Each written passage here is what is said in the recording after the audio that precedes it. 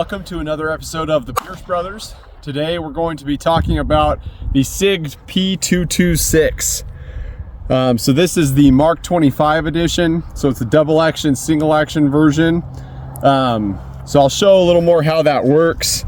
But so right now it's chambered, one in the chamber, and we've got the hammer down. So this is our decocker. So the first shot, you can do a double action shot. So you'll just squeeze the trigger and it cycles.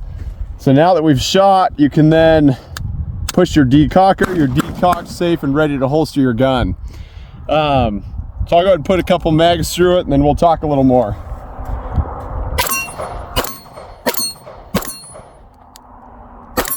I didn't let the trigger reset.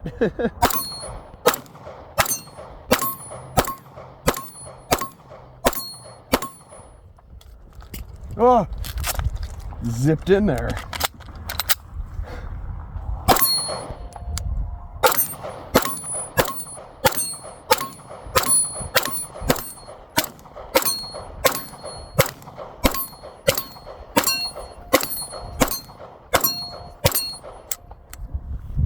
So the slide didn't lock back on that last shot. I think I had to push with my glove, so user error on that. So let's go take a look at the other 226 I've got here.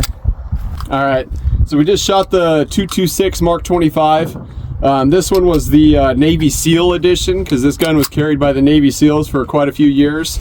It's got a hard coat anodized finish, which is really resistant to all kinds of corrosion, including salt water. So it's a really durable gun. And like I showed earlier, it's got the single action, double action mode. So if you're cocked, you can push your decocker and decock it, and then shoot double action on your first shot. This other version here, we've got the single action only Legion. So we're not loaded.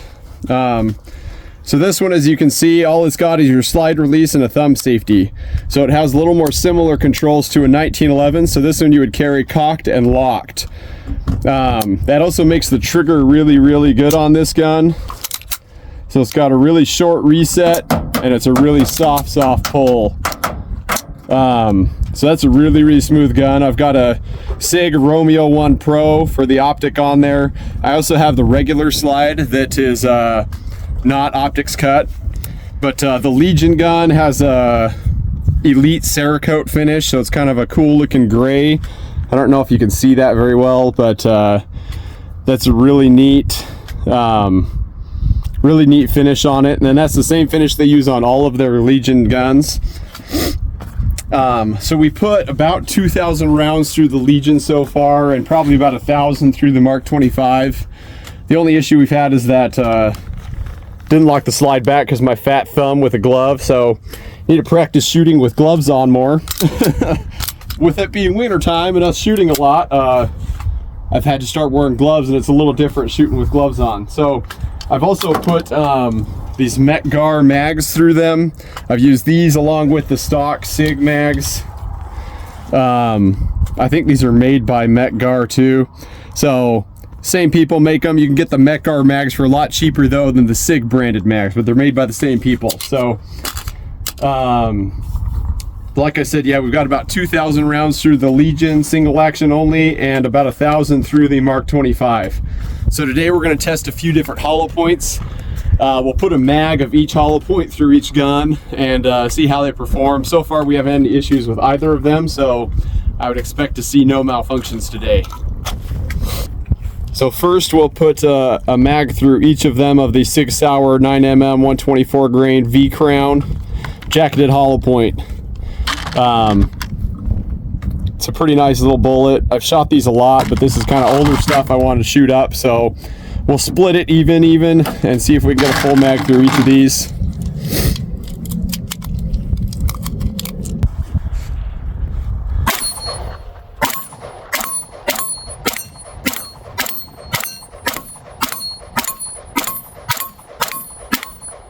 Now we'll swap to the Mark 25. Try to holster with my offhand on a chest holster. Shout out on the chest holster. This is another one from Invader Concepts. It used to be Northwestern Retention. I cut the bottom of it so I could fit my 220s in it as well. They have a little longer slide, but we're going to shoot the Sig 124 grain through the Mark 25.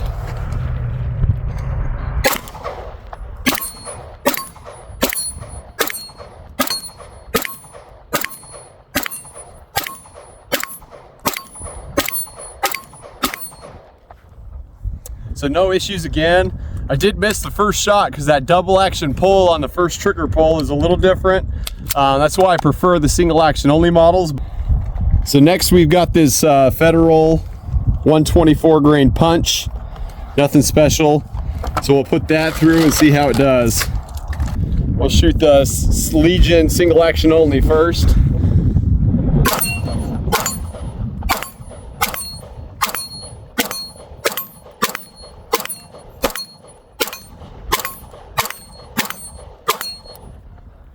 No issues, as we would expect. Next, we'll do the Mark 25. See if I can hit the first shot with that double action trigger pull. Nope, missed again.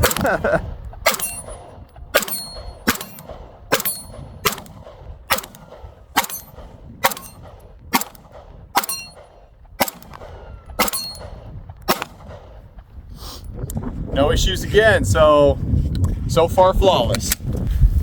All right, last we're gonna test this 147 grain Winchester. I got these cheap at Cabela's. They're like 25 bucks a box of 50. So the cheapest defense round I found.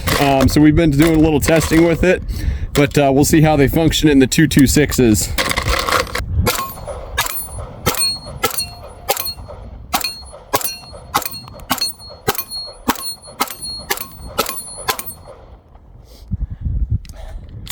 No issues again. Let's see if I can hit third time's the charm on that double action trigger pull. Yay, I hit it.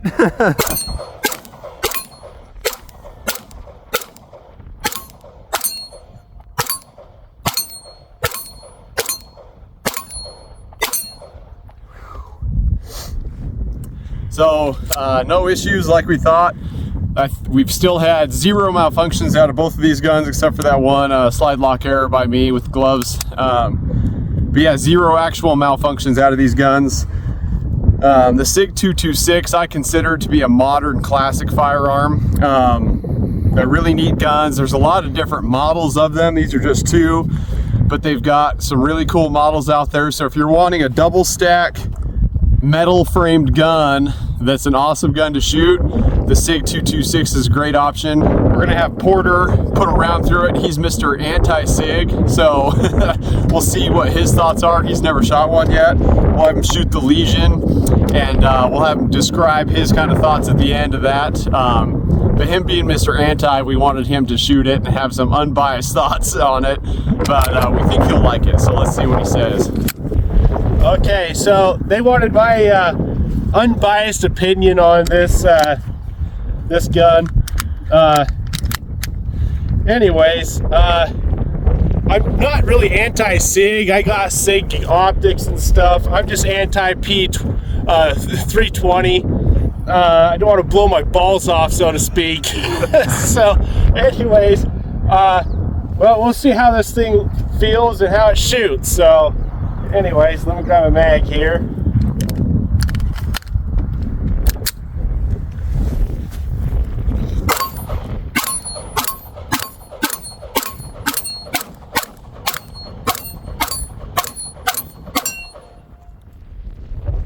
Well, feels good so far. Shoot another mag.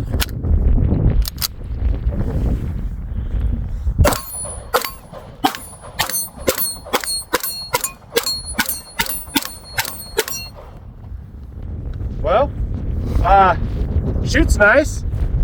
Low recoil.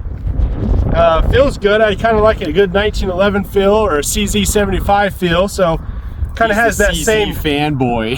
Yeah, I'm a CZ75 fanboy. I got one of them. And I just don't miss with that thing, but this thing really feels very similar the overall grip, it feels really nice. So how'd you like the red dot on there?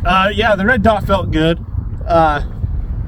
Anyways, I don't really shoot too much with red dots on handguns. I do it on rifles, but not on handguns. So I've only shot a handful of times with red dots, but I shot pretty decent on that target at, what is that, 30, 40 feet? Yeah, ish, give or take. Yeah, so the 226 is a really affordable, awesome gun, a modern classic, and they have a lot of models to fit kind of whatever your desire is for how it looks. They have all kinds of finishes, all kinds of grips, and they're really cool guns. So thank you for watching this episode of the Pierce Brothers. We'll see you next time. Like, subscribe, share, all that good stuff.